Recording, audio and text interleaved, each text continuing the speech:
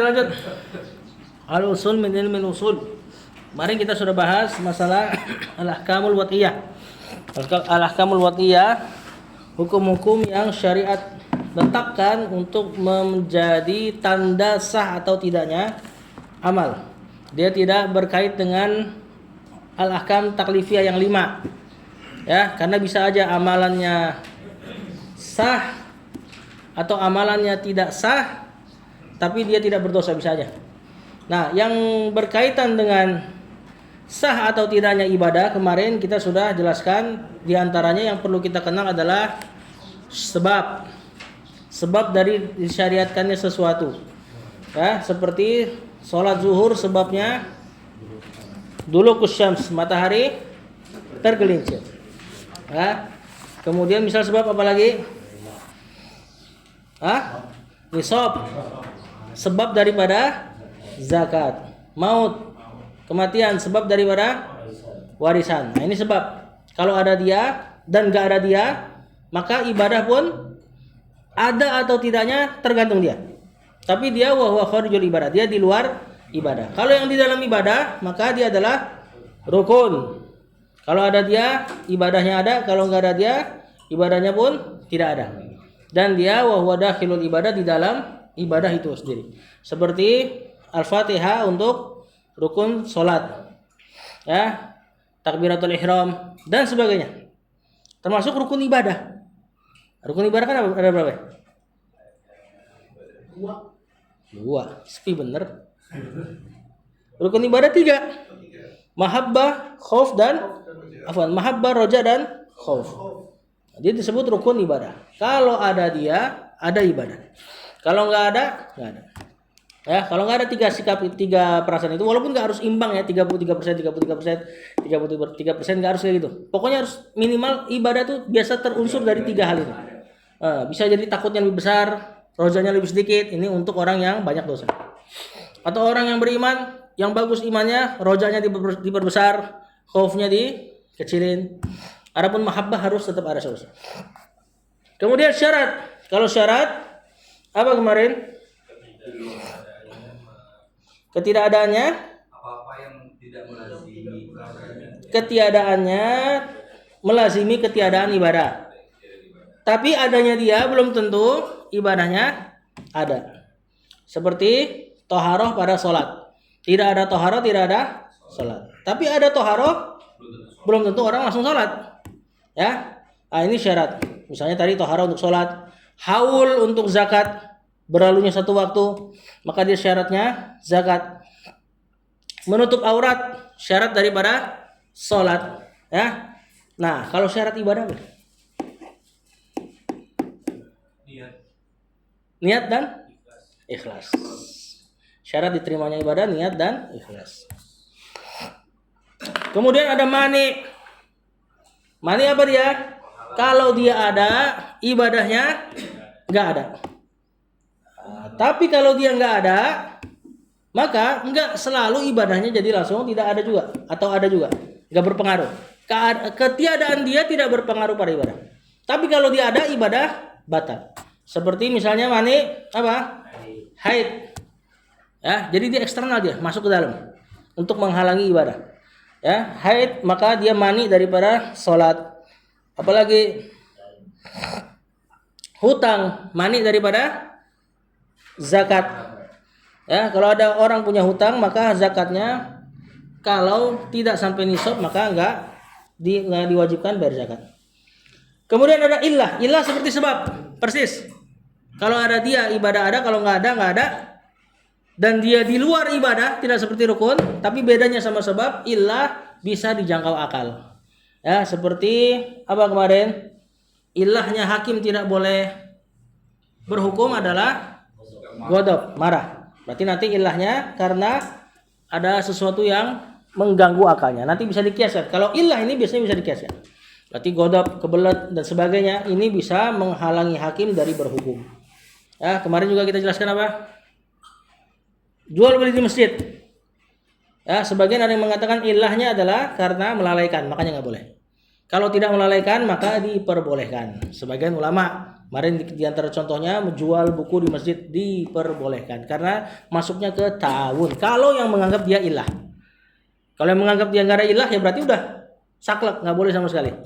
Ya, sampai tukar duit aja nggak boleh. Nah, kemudian juga dibahas tentang adaan, kodoan, i'adah. Ibadah ada yang adaan apa ya? Hah? Adaan melaksanakan ibadah pada waktunya. Kalau keluar waktu, qada. Kalau di dalam waktu tapi diulang, i'adah. Nah, i'adah seperti yang dilakukan sahabat Abu Bakar ketika ngulang sholat untuk jadi imam. Ya, gara-gara supaya kaum muslimin ada makmumnya, dia sholat 2 kali. Yang pertama sholat wajibnya adaan, sholat yang dia ulang buat kaum muslimin yang masbuk, i'adatan. Terus kemarin juga ada terkait dibahas di bab ini juga masalah rukhsah dan azimah. Azimah berarti ya melaksanakan ibadah sesuai dengan ketentuannya. Rukhsah melaksanakan ibadah karena ada keringanan, ya, ada sesuatu yang lebih kuat untuk mengalihkan hukum asalnya. Kemudian kita lanjut, kata penulis al-ilmu. Beliau bahas terkait sedikit masalah ilmu. Yakni ilmu antum terhadap dalil sampai mana derajatnya. Al-ilmu idraku syai'i ala ma huwa alaihi idrakan jaziman. Yaitu menggapai, mengetahui sesuatu ala ma huwa alaihi, di atas apa dia di atasnya. Maksudnya adalah mengetahui sesuatu sesuai dengan kenyataannya. Idrakan jaziman, dengan pengetahuan yang kuat, pasti. Idrakan sini i'rabnya maf'ul mutlak. Mana amilnya? Idraku yang di awal, masdar beramal. Nah, jadi kalau disebut ilmu berarti mengetahui sesuatu dengan pasti. Yakin 100%. Nanti di atas ilmu ada apa?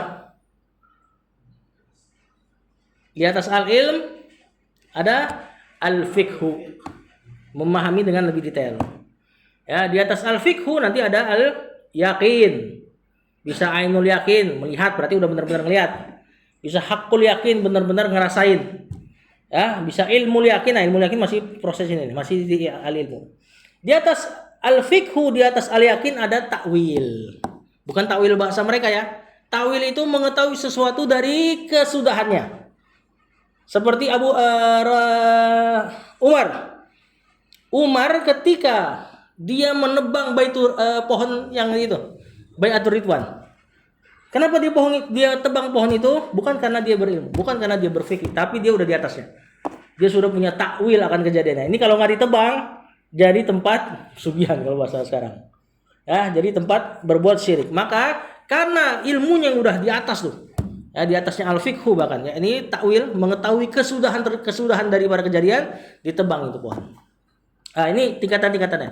Dan seseorang beramal, tentunya al-ilmu sini yang mau dibahas adalah kalau antum mau beramal tuh gimana? Apakah antum harus benar-benar sampai berilmu 100% baru boleh diamalkan? Atau mungkin boleh di bawahnya dan sebagainya? Ini yang mau dibahas sama penulis.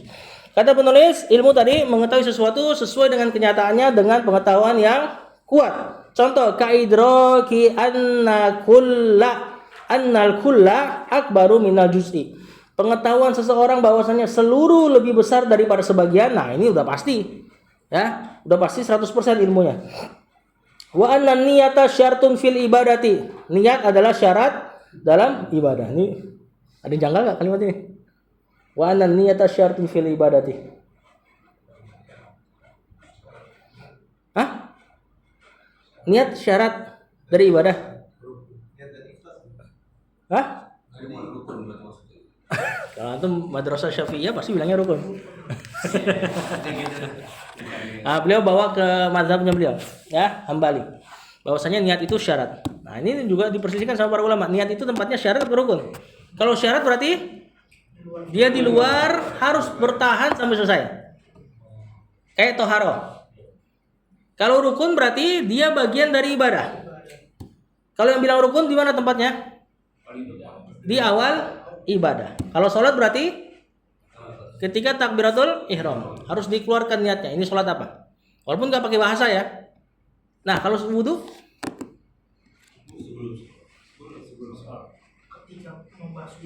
ketika membasuh wajah. Berarti pas membasuh tangan dan mulut dan itu tidak ada Niat. Mungkin nggak melakukan sesuatu tanpa niat? Dikuatkan ketika Ya. Jadi jalan tengahnya yang ana lebih suka, ya, niat itu ada rukun dan ada syaratnya. Enggak, karena nggak mungkin juga antum begini nggak ada niat, kosong. Kayak orang ngigo kan nggak mungkin. Berarti di situ udah ada dorongan. Nah, ketika basuh ibadah ini, basuh wajah, ini kan awal daripada ibadah wudu, ya, maka ini ditimbulkan lagi gitu loh. Nah, ini yang mengatakan dia rukun. Nah, di sini Syekh mengatakan an-niyata syartun fil ibadah. Fa kharaja biqaulina, maka keluar dari ucapan kami idrakus syai', mengetahui sesuatu, adamul idraki bil kulliyah, memang enggak tahu. Kalau enggak tahu disebut apa? Wa yusamma al-jahlal basit. Ya, kejahilan, basit, ringan. Misal an yus'ala, seseorang ditanya, mata kanat ghazwatu badrin, kapan perang Badar terjadi? Fayaqulu la adri, maka dia mengatakan saya enggak tahu. Nah, ini berarti pengetahuannya 0%. Jahlul basit ini 0% pengetahuannya. Al ilmu 100%. Ini kalau dihitung pakai angka. Wa kharaja biqaulina ala ma huwa alaihi. Tadi kan definisinya mengetahui sesuatu di atas seharusnya. Nah, apa fungsi dari kata di atas seharusnya? Ini untuk mengeluarkan idrakuhu ala wajhi yukhalifu ma huwa alaihi. Seseorang mengetahui sesuatu tapi tidak sesuai kenyataan. Ini bukan jahil. Ya, ini minus daripada jahil. Wa yusamma al-jahlul murakkab. Jahil kuadrat. Nah, ini minus berarti nih. Misal, contoh, Anius ala seseorang ditanya, "Makanat ghazwatu Badrin?" Kapan terjadi ghazwah Badar? Fayaqulu fi sanati tsalisati. Pada tahun ketiga minal hijrah, pada bulan hijrah. Yang benar? Tahun ke? 2. Pada tahun Hijriah, bulan sih Hijriah. Nah, seseorang yang mengatakan sesuatu yang tidak sesuai dengan asalnya, tidak sesuai dengan aslinya, kenyataannya, maka disebut al-jahlul murakkab. Ya, ketidaktahuan yang kuadrat. Harusnya kalau nggak tahu minimal basit, yakni mengatakan la adri. Wa kharaja biqaulina. Nah, keluar juga dari ucapan kami idrakan jaziman. Tadi di definisi ada mengetahui sesuatu alamahu alaihi, sesuai dengan kenyataannya, idrakan jaziman, dengan pengetahuan yang kuat. Berarti keluar dengan idrakus syai' idrakan ghairu jazimin, mengetahui sesuatu dengan tidak terlalu kuat. Nah, bihaitsu yahtamilu indahu an yakuna ala ghairil wajhi alladhi adrakahu fala yusamma dzalika ilman, di mana mungkin saja di sisinya dia mengetahui sesuatu dengan kadar yang belum sempurna. Fala yusamma dzalika ilman, maka yang ini tidak dinamakan ilmu. Summa in tarajjaha indahu ahadul ihtimalain. Nah, kalau misalnya pengetahuannya sampai tarajjaha di sini maknanya lebih roji pada salah satu dari dua kemungkinan, farrojihu, maka yang kuat, ya, zonnun disebut zon, wal marjuhu wahmun. Kalau dia marju itu lawan dari kata roji, berarti nggak kuat, maka dia disebut wahm. Nah, nanti di bawah lebih jelas. Wa intasawa, kalau pengetahuannya enggak roji enggak marju, tasawal amron, sama di antara dua perkara, fahuwa syakkun, maka ini disebut syak, ragu. Nah, fa bihadza tabayyana, dengan penjelasan di atas maka jelas anna ta'alluqal idrak, bahwasanya yang berkaitan dengan pengetahuan bil asya, dengan sesuatu, kalati, seperti berikut ini. Yang pertama, ini 100 ilmun wa idrakus syai' ala ma huwa alaihi idrakan jaziman. Ini kalau sudah punya ilmu terhadap dalil, amalkan. Yang bawah, jahlun basitun, ini 0. Wa huwa adamul idraki bil kulliyah, memang enggak tahu sama sekali. Ini jangan beramal. Yang ketiga, jahlun murakkabun, ini min. Ya, bisa kita min 100-in aja. Wa huwa idrakus syai' ala wajhin yukhalifu ma huwa alaihi, mengetahui sesuatu menyelisihi apa yang seharusnya. Yang ini suruh apa? Suruh belajar tentunya. Ya. Kemudian yang keempat, dhannun, ini 51 sampai 99. Ya, prasangka, praduga dan sebagainya. Wa huwa idrakus syai' ma'ahtimali diddin marjuhin, mengetahui sesuatu dengan kemungkinan yang lawan dari marjuh, lawan dari lemah. Berarti 51% sampai 99% pengetahuan antum. Antum nggak ragu tapi ada condong ke dia. Tapi nggak juga sampai 100%, ini disebut dzon. Ini boleh beramal. Wahwun, yang bawa wahmun, wahwa idraku syai' ma ihtimaliddin rojihin. Dia mengetahui sesuatu dengan kadar lawan dari rojih. Berarti pengetahuannya 1 sampai 49%. Nah, apa terjemahan wahmun? Persangkaan lemah ya? Apa enaknya kalau cuma satu kata? Wahem. Angan-angan. Ilusi. Sama kadang-kadang dimaknai dengan dugaan juga, sama sangkaan. Tapi dia lemah gitu. Nah, khayalan dan sebagainya. Ini 1 sampai 49%. Yang terakhir syakkun. Nah, syak 50%. Wa huwa idraku syai' ma ihtimaliddin musawin. Mengetahui sesuatu dengan kemungkinan diddin musawin, ya. Apa lawan yang sama. Maksudnya dia yakin enggak, ragu juga enggak. Separuh, ya. Nah, seseorang beramal dituntut beramal dari dalil cukup pada zon. Orang sudah punya zon sudah bisa beramal terhadap dalilnya. Terlebih masalah fikih enggak ada yang sampai al-ilm. Sampai 100%. Karena semuanya pasti isinya mayoritasnya adalah zon.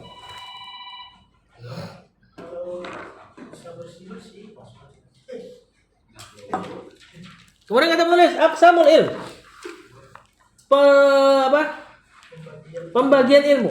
Yang qasimul ilmu, ini yang 100% ini dibagi lagi. Ila qisma ini kepada 2 jenis. Doruriyun, ilmu yang doruri. Pasti. Bahasa lainnya qat'i. Nah, dan wa nadhariyun, dan ilmu yang nadhari. Bahasa lainnya nisbi. Ya, ini diketahui setelah bersungguh-sungguh.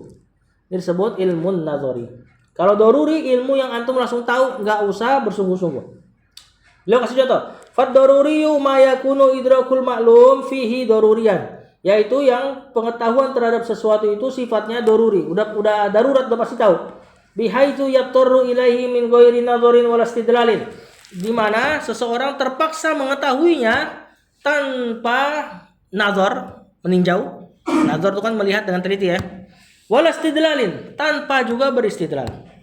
Kal ilmi, seperti pengetahuan bi annal kulla akbaru minal juz'i. Tadi mengetahui seluruh itu pasti lebih banyak daripada sebagian. Ini mah nggak usah diajarin. Semua orang tahu bahwasanya sebagian itu lebih kecil dari seluruhnya. Wa annan naru harratun, pengetahuan bahwasanya api itu panas. Nah, ini doruri. Ya. Wa anna Muhammadun Rasulullah, beliau masukin ini. Ya, bahwasanya Muhammad adalah utusan Allah, ini doruri. Ya, yang menyelisihinya makanya nanti disebut al-ma'lum minad dorur, al-ma'lum minad dini bid dorurah. Karena ada tuh pembahasan yang disebut al-ma'lum minad dini bid doruro, pengetahuan dari agama yang sudah harus diketahui dengan darurat. Nah, nanti yang menyelisih inilah yang bisa langsung kufur tanpa lihat jahil atau tidaknya. Wan nadhari, adapun ilmu nadhari, nah ini yang jadi pembahasan besar daripada ilmu usul fikih adalah ma yahtaju ila nadharin wastidlalin. Ilmu-ilmu yang memang butuh untuk ditinjau, wastidlal dan diistidlal, disimpulkan. Kal ilmi biwujubin niyati fi shalah, seperti ilmu terkait wajibnya niat dalam sholat.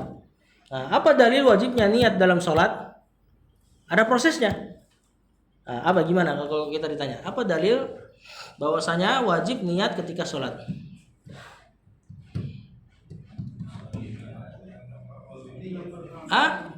Innamal amalu binniyat. Terus kenapa jadi sholat? Kenapa enggak innamas sholatu binniyat? Nah, kan butuh ada proses kan? Untuk seluruh amal ibadah. Dan sholat diantara amal, gitu kan? Ada prosesnya untuk mengetahui itu. Ya, belum proses itu lagi. Itu hadisnya bisa diterima apa enggak dan sebagainya. Jadi untuk mengetahui sholat butuh niat, ada nazar wastidlal. Beda sama api itu panas. Apa dalil api itu panas? Karena sudah diketahui. Daruri, sudah hal yang antum ketahui. Gak perlu dalil. Lanjut gak? Lanjut lah, baru 19 menit. Lanjut kan? Lanjut. Al-kalam, beliau bahas kalam sekarang. Ah, ini nyenggol-nyenggol ilmu balaghah. Al-kalamu lughatan. Al-kalam secara bahasa al-lafzul mawdu'u li makna. Lafaz yang diletakkan untuk sebuah makna yang disebut kalam. Berarti pada definisi ini satu kata disebut kalam. Ya, ini bukan kalam versi nahwu. Wastilahan, secara istilah kalam itu al-lafzul mufidu, lafaz yang berfaedah. Misal contoh Allahu Rabbuna wa Muhammadun Nabiyyuna. Allah adalah Rabb kami, Muhammad adalah nabi kami. Ini kalam. Wa aqallu ma yata'allafu minhul kalam ismani afan. Yang paling sedikit dari tersusunnya yang paling sedikit dari kalam tersusun dengannya isman. 2 isim au fi'lun wa asmun, atau satu fi'il satu isim. Nah, ini disebut kalam. Misalul awal 2 isim, Muhammadun Rasulullah. Ya, ini 2 atau bahkan 3 isim. Wa misalus tsani istaqama Muhammadun, fi'il plus isim. Udah jadi kalam. Muhammad Rasulullah. Yang kedua, Muhammad istiqomah. Terus kalau uktub kalam enggak? Hah? Kenapa kalam? Harus fi'il sama isim loh. Minimal. Hah? Tapi terdiri dari isim dan fi'il enggak? Uktub. Hah? Tulislah kamu, betul. Terdiri dari uktub fi'il amar plus fa'ilnya anta. Jadi terpenuhi, ya. Ya Muhammadu. Kalam enggak?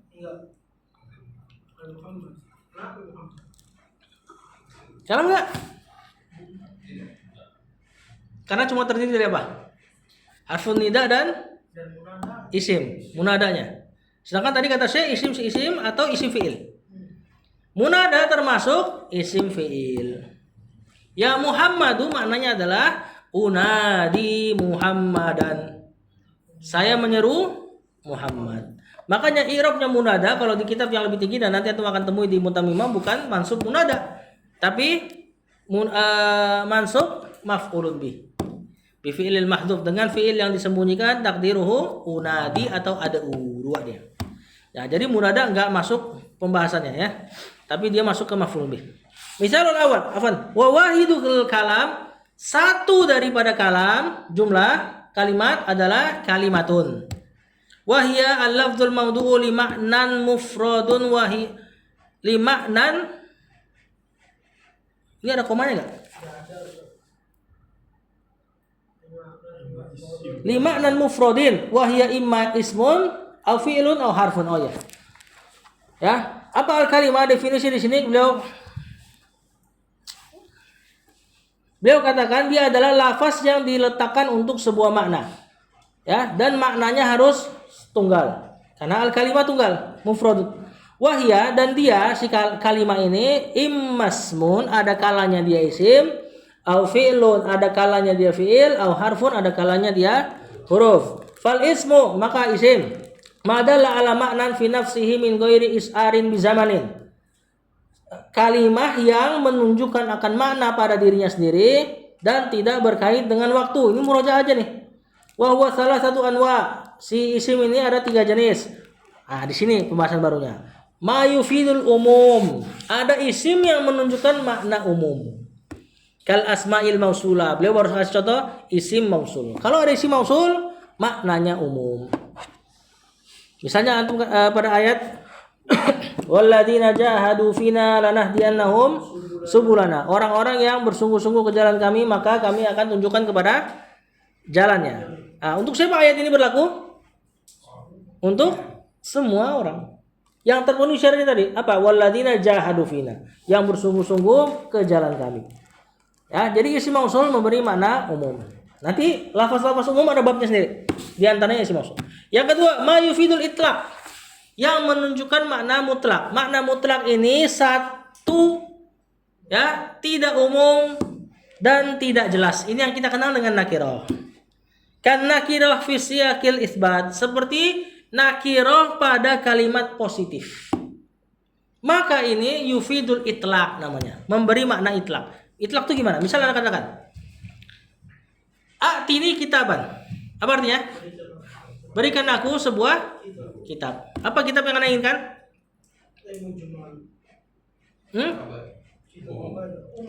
Kalau umum banyak. A'tinil kitab, pakai alif lam kalau umum. Berikan kepadaku seluruh kitab. Nah, itu umum. Kalau itlaq nggak gitu. A'tini kitaban, datangkan kepadaku sebuah kitab. Dan nggak jelas kitabnya yang mana. Nah, ini disebut mutlak. Mutlak itu artinya apa? Lawan katanya apa mutlak?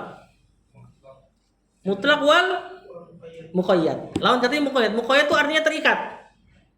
Kalau muqayyad gini, a'tini kitaban azraq. Datangkan kepadaku sebuah kitab yang berwarna biru. Nah, itu namanya muqayyad tuh, sudah ada naatnya. Nah, kalau mutlak persis dengan makna nakirah, non definitif, non spesifik, indefinitif. Kemudian yang diinginkan hanya satu biasanya. Kalau umum mencakup semua. Kalau itlaq menginginkan satu terus tanpa diikat embel-embel. Seperti misalnya dalam ayat a'tik raqabatan. Apa artinya? Bebaskan seorang budak. Budaknya kayak gimana? Mutlak. Apa aja? Pokoknya antum bebasin satu, maka antum dianggap telah membayar kafarat. Kalau seandainya umum, a'tinil raqabata, pakai alif lam. Bebaskan seluruh budak. Maka konsekuensinya itu apa? Bebaskan seluruh budak yang antum miliki. Nah, ya. Jadi kalau itlaq yang diinginkan satu tanpa embel-embel. Nanti lawannya muqayyad. Kalau umum semuanya. Yang asalis, yang ketiga daripada isim. Makna yang ditunjukkan pada isim mayufidul khusus, yang menunjukkan makna khusus. Kal a'lam, seperti nama-nama. Ya. Nah, kalau khusus beda lagi. Kalau khusus memang udah benar-benar sempit maknanya. Kalau itlaq tadi satu tapi nggak jelas yang mana. Kalau khusus yang diinginkan benar-benar dia aja. Seperti nama-nama pada kisah. Ya, nama-nama pada kisah tuh nggak bisa kiaskan kisahnya kepada orang lain. Karena dia sudah ada namanya. Kisahnya Nuh nggak bisa antum kiaskan kepada orang lain. Ya. Nah, nanti ada pembahasan masing-masingnya terkait lafaz-lafaz yang menunjukkan mana umum, diantaranya isim mausul. Lafaz-lafaz yang menunjukkan mana itlaq, diantaranya seperti nakirah pada kalimat isbat. Ya. Dan ada juga pembahasan tentang khusus dan umum. Lawannya khusus. Nah, ciri-ciri khusus diantaranya adalah nama-nama. Yang bawah wal fi'lu, pembahasan tentang fi'il. Madalla ala ma'nan fi nafsihi, sesuatu yang menunjukkan makna pada dirinya sendiri. Wa asy'ara bi hayatihi bi ahadil asminati salasati, dan bentuknya itu terikat dengan salah satu dari waktu yang tiga. Waktu cuma tiga, kalau nggak madi, hal mustaqbal. Wa huwa imma madin, bisa jadi dia waktunya lampau, kafahima, seperti fi'il madi fahima, au mudhari'un, atau dia mudhari non lampau, kayafhamu, seperti fi'il mudhari'nya yafhamu, au amrin atau pada fi'il amar seperti ifham. Fi'il amar kasih waktu apa? Enggak. Mustaqbal, bukan nggak ada waktu. Kalau nggak ada waktu isim. Ya, amar itu ngasih waktu mustaqbal. Karena ketika dikatakan khudz, ambillah. Kapan terjadi pengambilan ini? Setelah diucapkan. Nah, kalau antum bilang hal berarti khudz, langsung ambil. Bareng-bareng. Maka amar memberi makna mustaqbal. Wal fi'lu bi aqsamihi, fi'il dengan jenis-jenisnya yufidul itlaq, memberi makna itlaq. Fala umuma lahu, tidak ada keumumannya. Misalnya gini, ketika Rasulullah SAW mencontohkan dengan fi'il, maka misalnya kalau dikatakan kana Rasulullah SAW yaqul, di situ ada kana, berarti Rasulullah SAW mengatakannya berapa kali? Sekali. Karena dia hanya memberi makna itlaq. Jadi namanya kejadian, fi'il kan memberi makna apa? Hudus, kejadian. Kalau kejadian yang nggak mungkin umum maknanya. Ya, maka kejadian tidak memberi makna umum, maksudnya Rasul melakukan itu terus-menerus. Seandainya kejadian bermakna umum, ya mending diungkapkan dengan fi'il, dengan isim. Karena isim memberi makna subut was istimrar. Kalau fi'il memberi makna hudus. Maka tatkala Rasulullah SAW misalnya dikatakan karena Rasulullah SAW sami'a bla bla bla mendengar. Kejadian mendengar itu berkali-kali apa pas kejadian itu aja? Kejadian itu aja. Pas peristiwanya, ya. Maka fi'il memberi makna itlaq, yakni kejadian. Tidak fala umumalahu, tidak ada umum pada fi'il. Wal harfu, adapun huruf madalla ala maknan fi ghairihi, apa-apa yang menunjukkan makna karena selainnya. Wa minhu, diantara huruf al-wawu, huruf waw.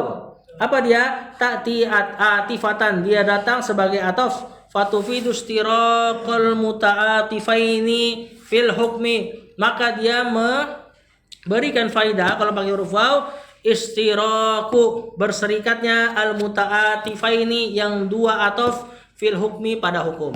Ja'a Muhammadun wa Zaidun, berarti Muhammadun dan Zaidun berlaku hukum ja'a berdua. Ya, kena istiraq dia gara-gara huruf waw.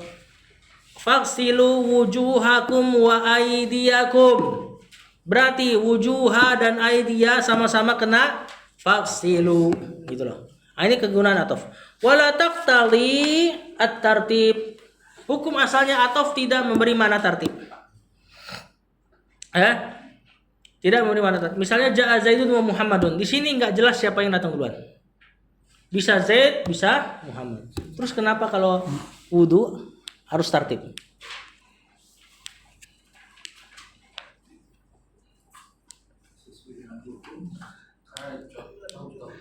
Ya, seandainya nggak ada contoh. Seandainya nggak ada contoh, cuma tulisan. Dan nggak ada hadis misalnya. Kalau di hadis kan udah jelas nih, Rasul udah nyontohin kan.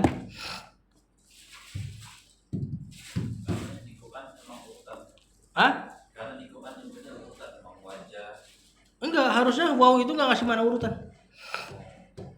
Harusnya waw nggak ngasih mana urutan. Dan. Awe. Karena cara bacanya, antum lihat terakhirnya. Faksilu wujuhakum wa aydiyakum ilal marafiq. Wamsahu bi ru'usikum wa arjulakum. Seandainya enggak masih pakai makna ataf yang asal, ya ini enggak berurutan, Allah akan katakan faksilu wujuhakum wa aydiyakum ilal marafiq wa arjulakum ilal ka'bain. Mumpung lagi di ataf nih, pakai waw nih. Nah, wamsahu bi ru'usikum akhirkan aja. Karena kan dia kena jer, amilnya jer.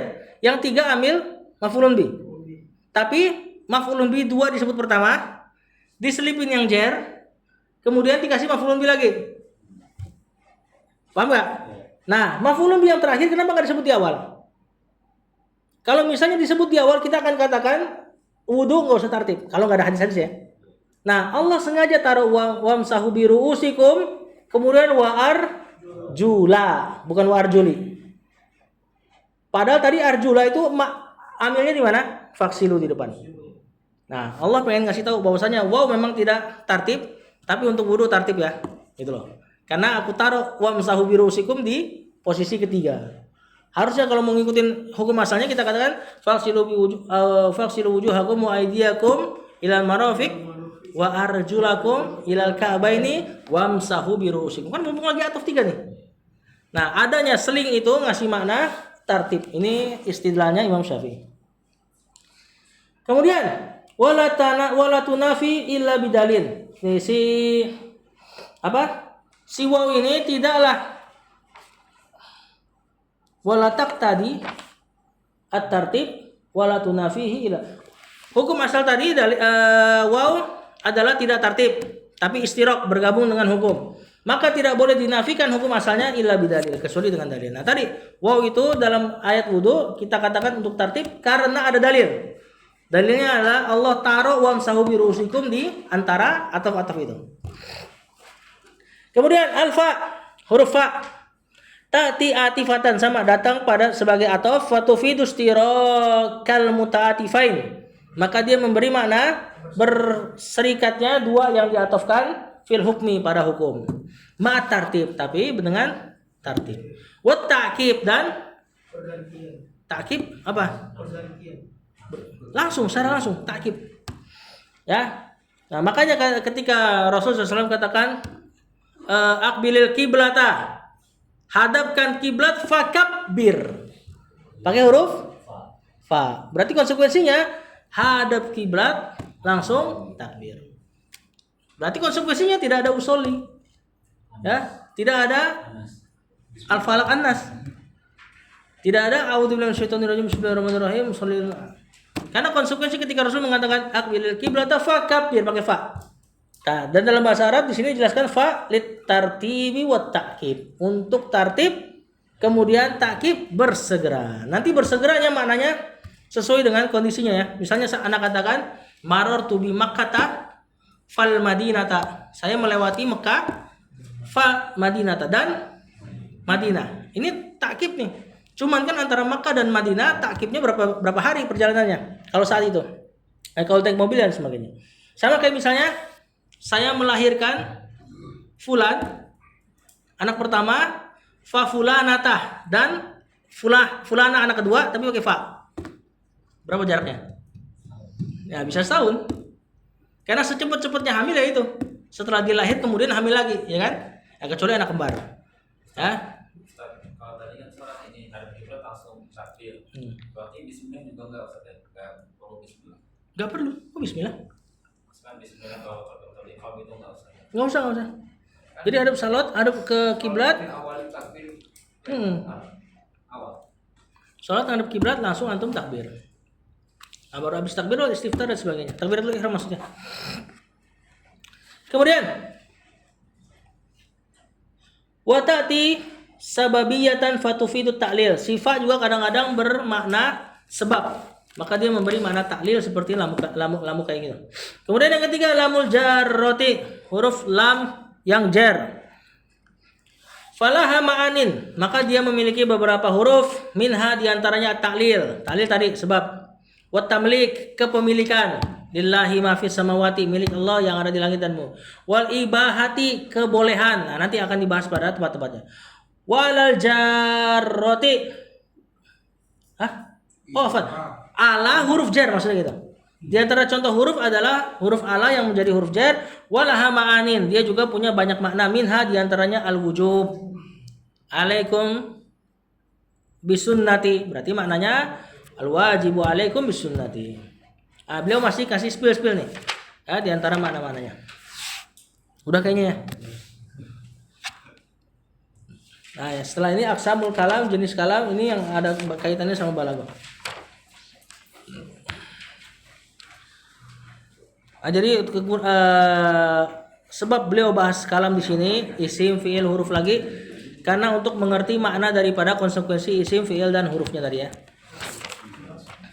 Sallallahu alaihi wa sallam. Assalamualaikum warahmatullahi